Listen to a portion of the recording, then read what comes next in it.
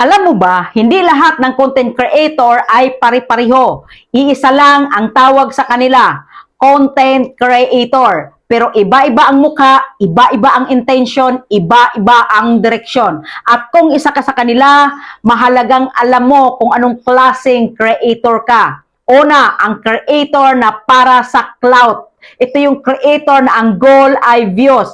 Kahit anong trending, sasakyan. Kahit hindi align sa values, gagawin. Ang importante, viral. Walang masama sa paghabol ng views. Pero kung views lang ang habol mo at wala kang paninindigan, mabilis ang taas. Pero minsan, mabilis din ang pagbagsak. Pangalawang klase, ang creator na para sa kita. Ito ang creator na malinaw ang goal, income, may strategy, may call to action, may produkto o serbisyo, professional ang approach at walang masama doon. Kasi ang content creation ay pwede talagang maging negosyo. Pero ang tanong, kumikita ka ba ng may value o kumikita ka ng puro hype? Magkaiba yon. Pangatlo, ang creator na para sa impact. Ito yung creator na kahit hindi pa milyon ang views, ramdam ang lalim ng mensahe. Nagbibigay ng tips, nagbibigay ng inspirasyon, nagbibigay ng knowledge. Minsan hindi agad viral pero tumatatak. At tandaan mo, ang impact mas matagal kaysa hype.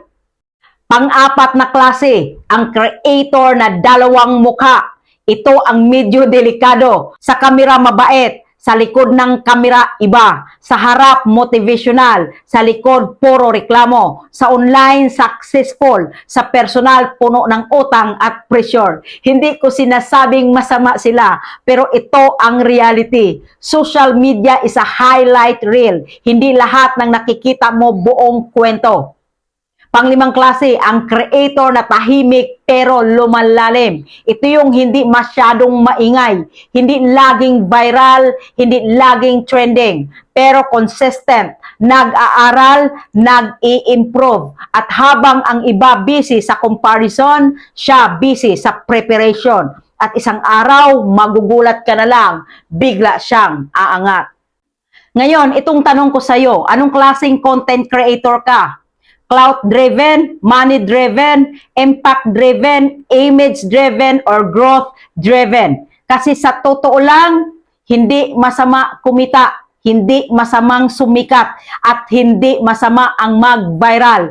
Pero kung wala kang karakter na kayang sumabay sa growth mo, mahihirapan kang tumagal. Ang tunay na content creator na tumatagal may tatlong bagay. Una, value. Pangalawa, may consistency. Pangatlo, may integrity. Hindi lang magaling magsalita, may paninindigan. Hindi lang magaling mag-edit, may direksyon. Hindi lang magaling magpakita ng success, may kwento ng proseso. Sa mundo ng content creation, maraming mukha ang makikita mo.